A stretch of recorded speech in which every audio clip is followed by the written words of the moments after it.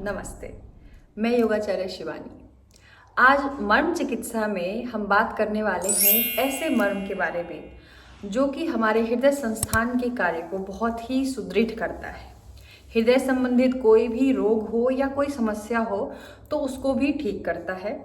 साथ ही कोई मानसिक समस्या हो जैसे नींद ना आना, बहुत अधिक चिंता बनी रहना, विचारों का बहुत ज़्यादा होना या बहुत अवसाद जैसा महसूस होना, किसी कार्य को करने की कोई इच्छा न हो, इस तरीके का अगर कोई भी समस्या हो या फिर हाथ में कंपन होना, हाथ में झंझनाहट, कंपन होना, इस तरीके का अगर कोई भी समस्या है तो ये सारे समस्याओं का निदान हमको सिर्फ उस एक मर्म से मिल सकता है। तो आज के इस वीडियो में हम समझेंगे कि वो मर्म कौन सा है, कैसे हम उस मर्म को जागृत कर सकते हैं, उसकी मर्म चिकित्सा क्या है और उसमें क्या क्या चीज़ें ध्यान रखनी है, सांसों का कैसे संबंध रखना है, ये सब समझेंगे। तो चलिए बने रहिए हमारे साथ वीडियो के अंत तक। सबसे पहले जानते हैं कि मर्म का नाम क्या है। मर्म का नाम है तल हृदय मर्म। अब इसकी अवस्था क्या है, कहाँ ये स्थित है? हमारे दोनों हथेलियों के बीचों बीच इस मर्म का स्थान है। अब इसको कैसे हम जागृत कर सकते हैं, कैसे इसकी चिकित्सा कर सकते हैं, ये समझते हैं। सबसे पहली प्रक्रिया जागृत करने की, सांस लेंगे और अपने दोनों हथेलियों को इस तरीके से पूरी तरीके से खोलेंगे जोर लगाते हुए, ऐसे कि पूरी हथेली बाहर की तरफ खुली हुई हो और पूरा जो आपका प्रेशर है, जो आप शक्ति लगा रहे हो, वो आगे की तरफ किसी चीज़ को धक्का देने के जैसे हो। और एक लंबी गहरी सांस भर के सांस छोड़ते हुए, जोर लगाते हुए धीरे धीरे मुट्ठी बनाएंगे।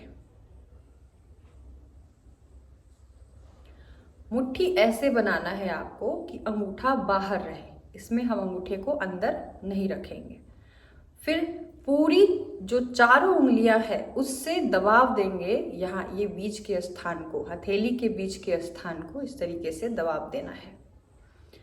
फिर सांस पूरी तरीके से छोड़ने के बाद सांस धीरे धीरे लेते हुए मुट्ठी जोर लगाते हुए खोलेंगे और फिर हथेलियों को टाइट करके इस तरीके से सांस पूरा ले लेंगे। और ये प्रक्रिया 4, 5 बार, 6 बार आप करेंगे। ध्यान ये रहे कि हम इसको आहिस्ता से, आराम आराम से नहीं करेंगे, धीरे धीरे करेंगे, परंतु अत्यधिक जोर और शक्ति के साथ करेंगे। आपको ये चारों उंगलियों का जो प्रेशर है वो यहाँ पे महसूस होना चाहिए। खासकर ये जो बीच वाली उंगली है, इस उंगली का प्रेशर बीचों बीच महसूस होना चाहिए। तो ऐसा आप 5-6 बार एक बार में प्रेशर दे सकते हैं। ध्यान ये रहे कि ये सांस के साथ ही संबंधित होना चाहिए। सांस छोड़ेंगे तभी हम प्रेशर देंगे, सांस जब लेंगे तो प्रेशर को रिलीज करेंगे। और कभी भी इसको जल्दीबाजी में जल्दी नहीं करेंगे। एक बार में 5 से 6 बार आप कर सकते हैं। उसके बाद आप इसको धीरे धीरे 10 बार, 12 बार कर सकते हैं। यदि आपका हृदय गति बहुत ही बढ़ा रहता है, हाइपरटेंशन रहता है, ब्लड प्रेशर हाई रहता है, तो आप बाएं हाथ की हथेली से ज़्यादा करेंगे। अगर ब्लड प्रेशर लो रहता है तो दाएं हाथ की हथेली से, अगर नॉर्मल रहता है तो दोनों से करेंगे। दूसरी प्रक्रिया समझते हैं, इसे दबाव देने का, इसे जागृत करने का।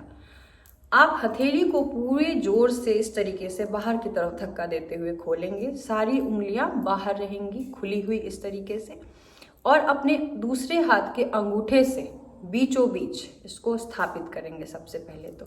और ये 4 उंगलियां पीछे सपोर्ट देंगे इस तरीके से। आप देखेंगे ये इस तरीके से हम स्थापित करेंगे दोनों हथेलियों को, और बीच में हृदय स्थान पे इस तरीके से रखेंगे।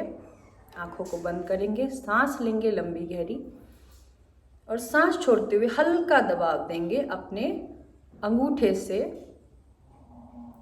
फिर पूरा सांस छोड़ के दबाव को छोड़ेंगे।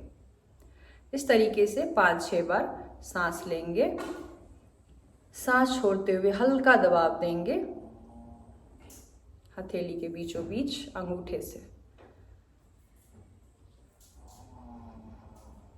पूरा हल्का हल्का दबाव देने के बाद इसको धीरे धीरे चारों उंगलियों से ऐसे ऐसे रिलैक्स करेंगे, रिलीज करेंगे। तो ये आप एक एक करके दोनों हथेली में कर सकते हैं। ध्यान ये है कि दबाव देने के बाद आपको हल्के हल्के हल्के हाथों से ऐसे करना है, रिलैक्स छोड़ना है। तीसरी प्रक्रिया, कैसे हम इसको दबाव दे सकते हैं। अपने हथेलियों को इस तरीके से खोल के रखेंगे, परंतु सारी उंगलियां, जो 4 उंगलियां हैं वो सटी हुई हो आपस में इस तरीके से, और जो अंगूठा है वो बाहर की तरफ ऐसे रहे। अब दूसरे हथेली से क्या करेंगे, आप 4 उंगलियों को ऐसे सपोर्ट देंगे और अपनी तरफ इसको खींचेंगे। पहले सांस लेंगे, फिर सांस छोड़ते हुए खींचेंगे इसको। पूरा दबाव आप बीचों बीच महसूस करेंगे। आंखों को बंद करके पूरा ध्यान वहीं पे केंद्रित करिए। सांस लेंगे, सांस छोड़ेंगे, दबाव देंगे। ये आप एक एक करके दोनों हथेलियों से कर सकते हैं। उसके बाद फिर इसको हल्के हल्के हाथों या तो ऐसे रब करेंगे या हथेलियों को ऐसे रब करेंगे और रिलैक्स करें। तो ये तीसरी प्रक्रिया थी जिससे आप अपने तल हृदय मर्म को जागृत कर सकते हैं।